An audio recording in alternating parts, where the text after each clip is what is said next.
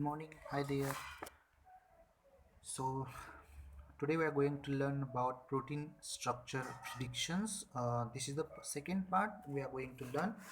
In the previous part we have already learned the protein structure prediction problems or protein folding problems. What are the protein folding problems we have already learned?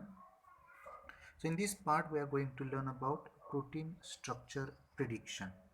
Okay, so protein structure predictions. Okay, so without wasting time, let's start the part. So today we are going to learn the objectives. Our objectives are basically, first objective is the primary structure analysis and its prediction. The second objective we are going to learn about secondary structure analysis and prediction methods. After that we are going to learn about the some terminology, that is motifs, what are profiles, what are patterns, what are fingerprints, etc. And at the end we are going to learn about the methods of sequence based protein prediction. So as you know that proteins are classified into four structural levels. So there are four structural levels of proteins, that are the primary structure, which is nothing but the assembly of amino acids. So if you are looking this portion, so chain of amino acids, when they assemble each other they form the primary structure. When they get properly folded, the amino acids are get folded, or primary structure is get folded, then the secondary structure is get formed. So the packing of secondary structures forms tertiary structure, and the interaction between two tertiary structures, so this is the first tertiary structure, this is the second tertiary structure, it forms a quaternary structure. So these are the structural levels of proteins from primary to quaternary, and this is the process how they are structured from primary to quaternary state form. So let's discuss what is mean by some terminologies. The flow chart. So primary sequence we have to predict. So primary sequence contain the information. As per the previous lecture we have studied the Alfinson's hypothesis. According to Alfinson's hypothesis, the information for the secondary structure which resides in the primary structure, that is the secondary structures, that is alpha helix or beta sheets, are formed. This is the portion of the, suppose this is the portion which is forming alpha helix, or this portion is forming the beta sheet. So that is, one can predict that all the secondary structures from the primary structures. So the secondary structures produce the tertiary structure. If the tertiary structure is produced, then the energy minimization of tertiary structure produces low energy structures, and these low energy structures are validated, or their mean field potential is gated to get a predicted structure which is stable one. So to get a stable structure, one can have to minimize the energy to get the stable, that is stable structure. Okay, so sequence one can predict, one can also predict the secondary structure, one can also predict the tertiary structure. So there are methods for structure prediction, that is primary structure prediction and analysis method, secondary structure prediction and analysis, tertiary structure prediction and analysis, as well as quaternary structure prediction and analysis methods. So let's start the primary structure analysis and prediction method. So there are various tools which are available for predicting physical properties using the sequence information, and some of the major are discussed here. We are going to discuss the compute PI, that is isoelectric point and molecular weight. We are not going to discuss, but there are other methods like prot pattern, spas, predicting transmembrane hydrophobicity, that is paste find, coils, pair coils and multi-coils. So we are going to discuss among these all only this first method, that is compute PI and molecular weight. So this regarding this method, this we have already learned in the last lecture, it is prediction of transmembrane hydrophobicity. If a continuous patch of 20 or more than 20 amino acid is there, then one can hydrophobic amino acid patch is there. At that we can say that this patch or this is the membrane spanning protein. Okay, already we have discussed. So let's start. What is compute pi? So here the terms are used, that is pi and molecular weight. Okay, so as you know that pi is the isoelectric point of protein. So this compute pi tool is available at http://ca.expert.org. Sorry, make here the correction little bit. So that is EXPAC. So as you know that expert protein analysis system, XPAC. This is the XPAC. Okay, so let's start. What is this tool? It calculates the isoelectric point of a and molecular weight of input sequence. The sequence should be in pasta format. This is the important point. The sequence should be in pasta format. Then the output of your request is the molecular weight and pi of the entire length of the protein. Okay, so these are the simple points of compute pi. So this is the example. So this is the Swissport entry Q969F8. Metastine is given below.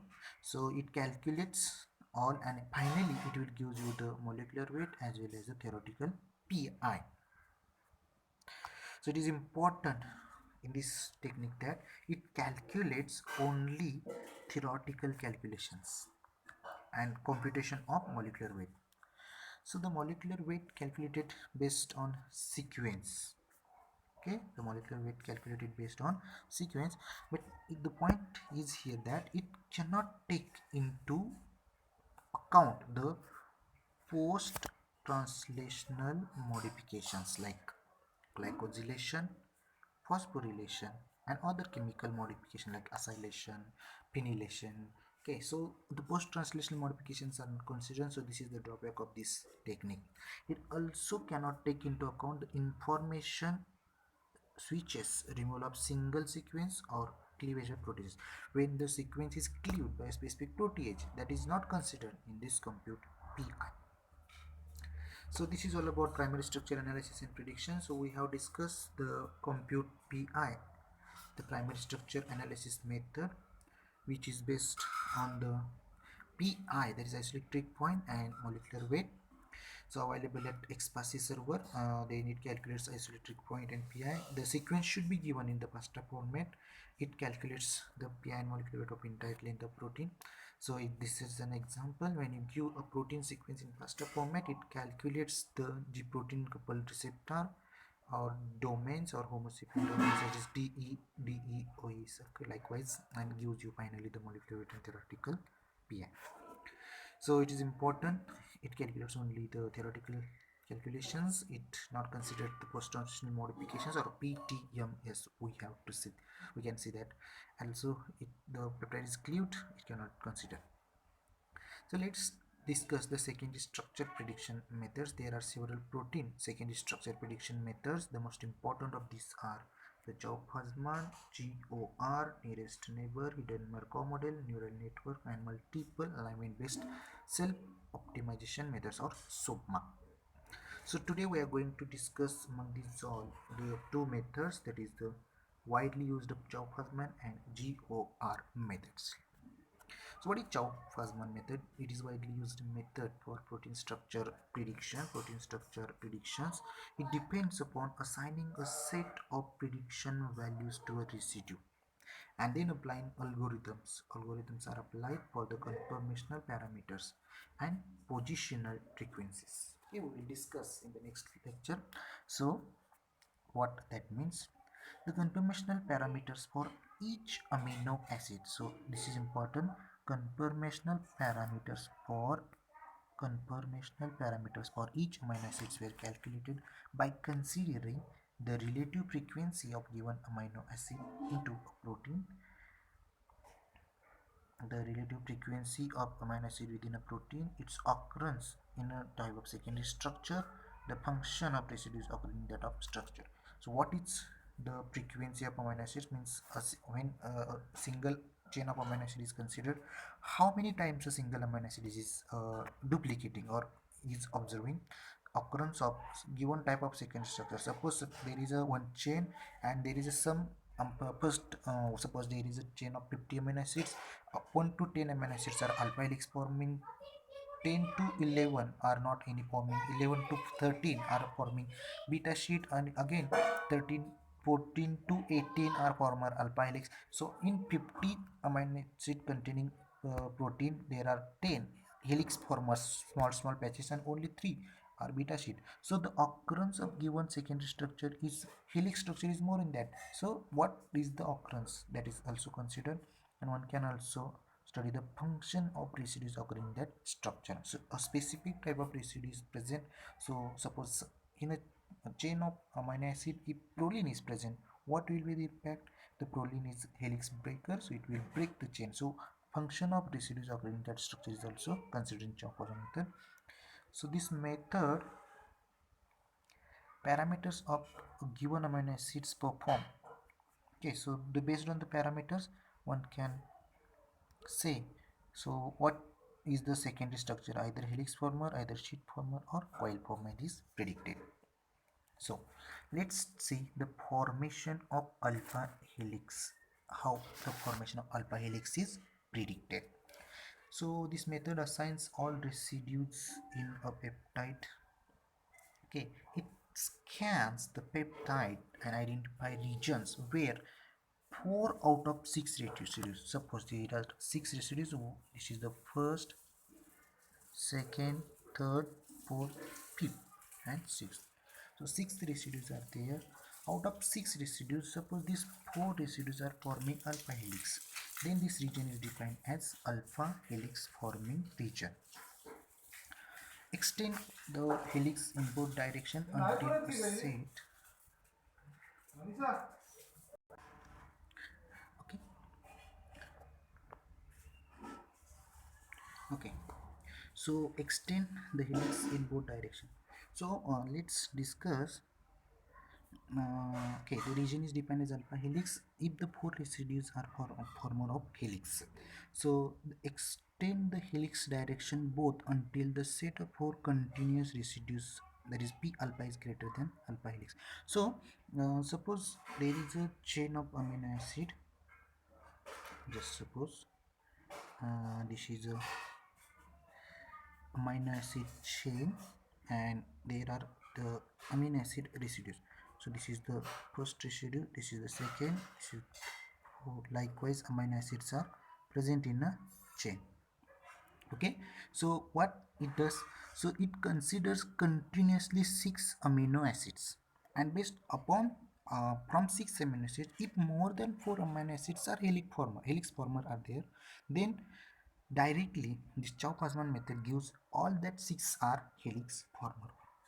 So if this protein is of 100 amino acids, so it continuously goes from both the direction. Suppose this is the center is considered, from that center it will move towards this side as well as this side, unless all the amino acids are calculated. Okay, so Chopper-Osman calculates, and if the p or probability of helix former is less than 1, then it declared as alpha helix is get ended. If the probability of 1 of alpha helix former is greater than 1, then the alpha helix. Okay, so if the probability is greater than 1, alpha helix is former is there, and is less than 1, alpha helix is end.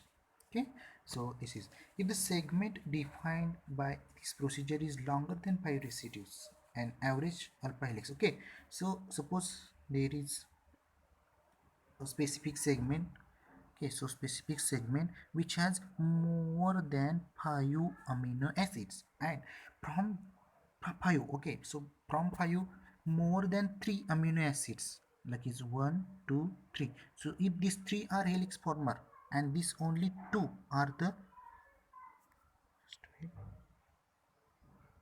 okay, suppose this is the chain of 5 amino acids, and suppose these 3 are helix former. So this is beta sheet former, this is beta sheet former, then this entire chain is considered as alpha helix former.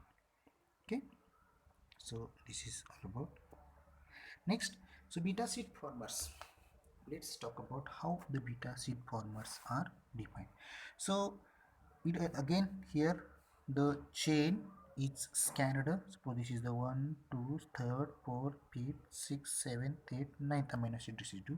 So out of 5, if the 3 residues, suppose if the 5 amino acids are considered, if more than 3 amino acids are beta sheet formers or having more than one p value or probability value, the region is declared as beta sheet. Okay, if the more than 3 are, suppose this is beta sheet former, second is alpha helix former,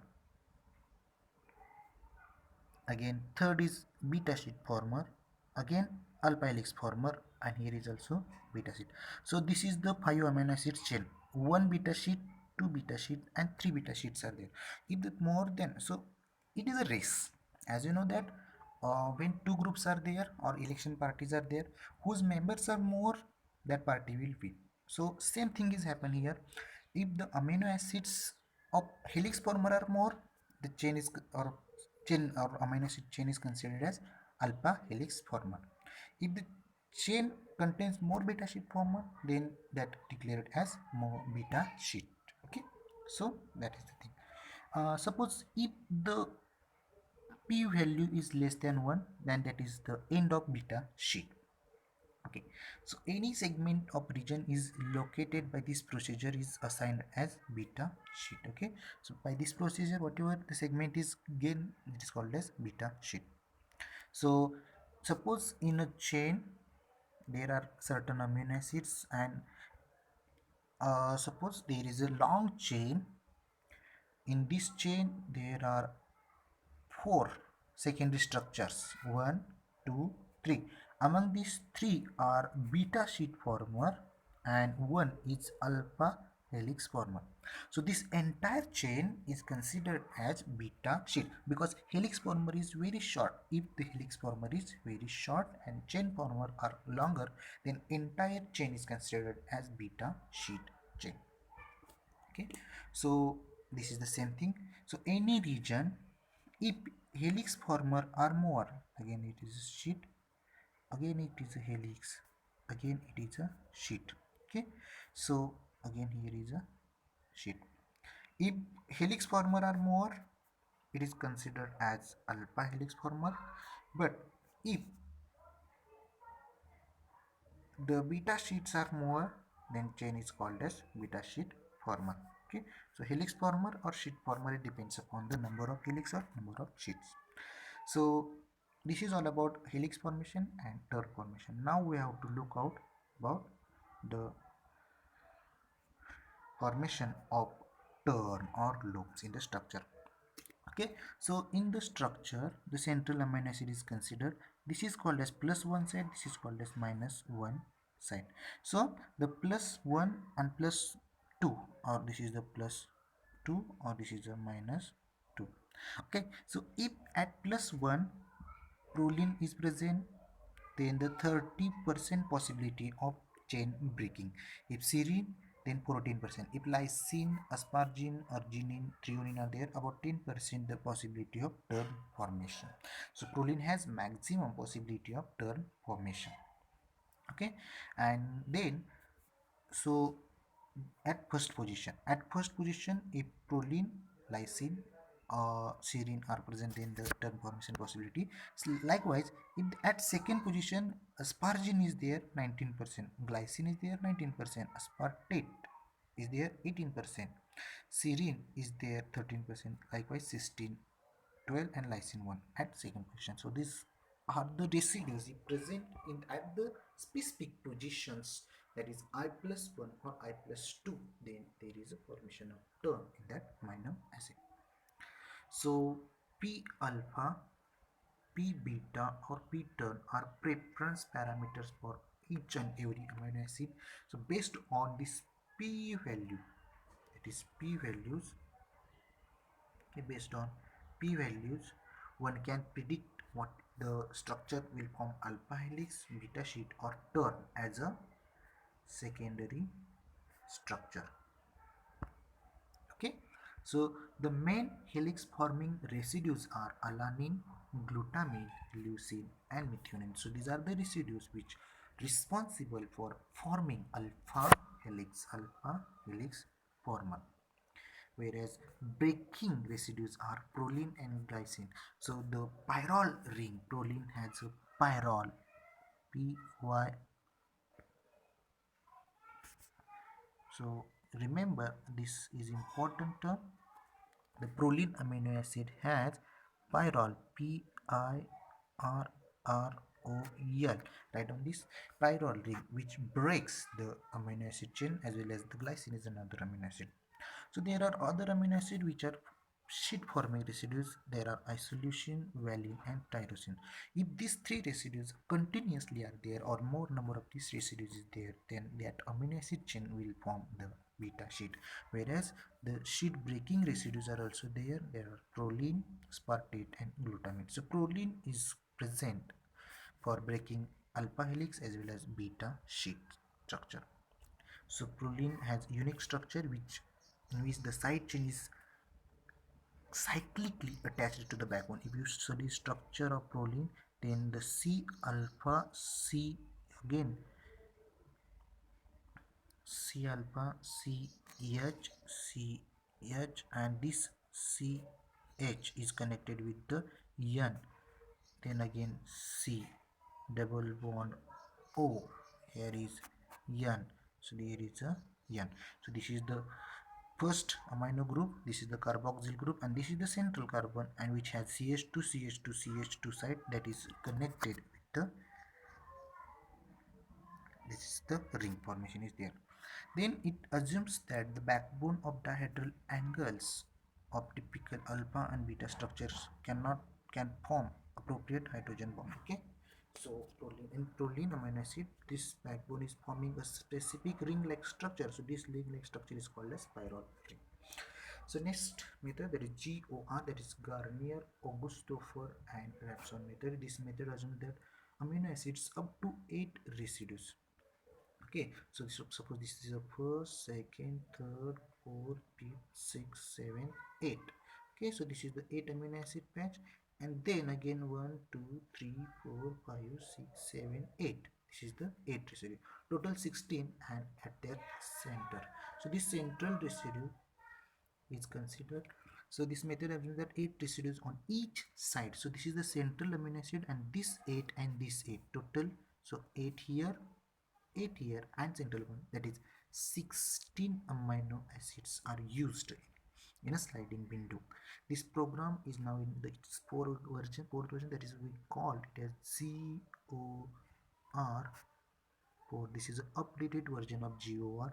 It has accuracy all about 64%. There is one experiment which is carried out on the known, say, 267 proteins. Out of this 64%, it gives the accurate results. So one can say that 60% amino acids have been correctly predicted as being alpha helix sheet of coil by using GOR method.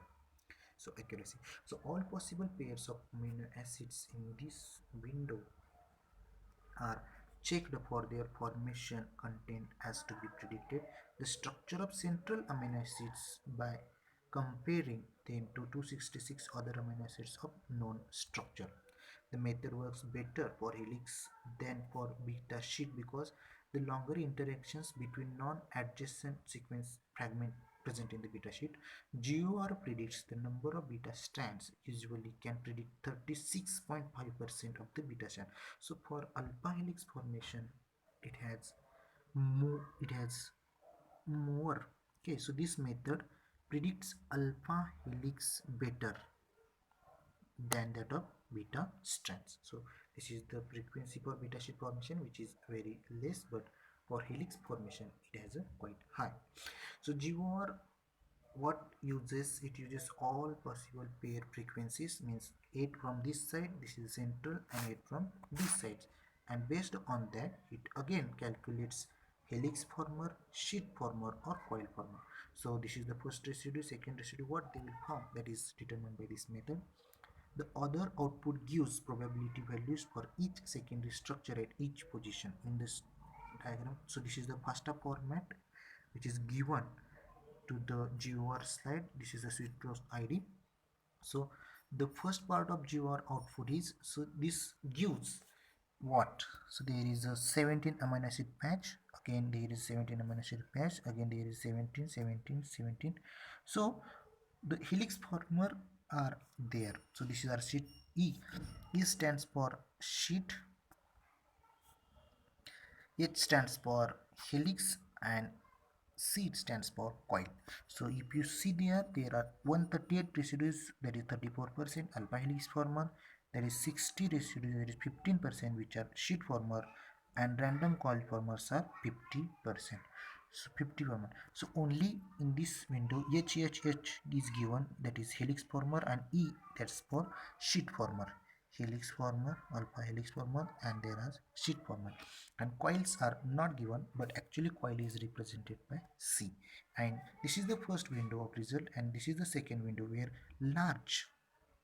larger are alpha helix, smaller than beta sheets, and very smaller are coil formers.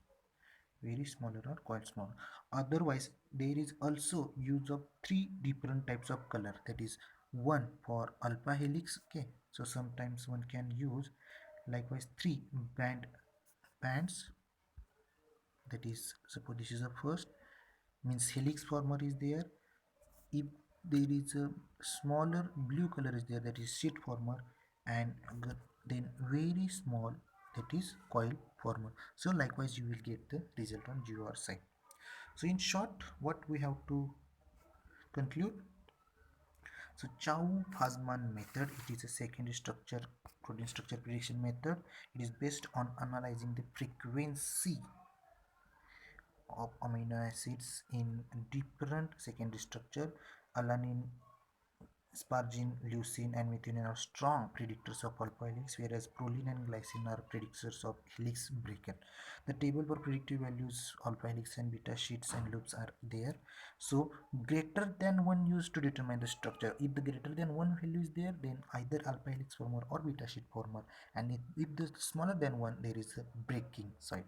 So GOR improves upon Chow-Fasman method. There is a drawback in the Chow-Fasman, that it predicts only little bit portion, and GOR method assumes amino acid surrounding to the central amino acid influences secondary structural amino acid. So central amino acid and side, yeah, 8 at left and 8 at right, that is total 70 amino acids are considered, and this calculation is continued for till the last amino acid.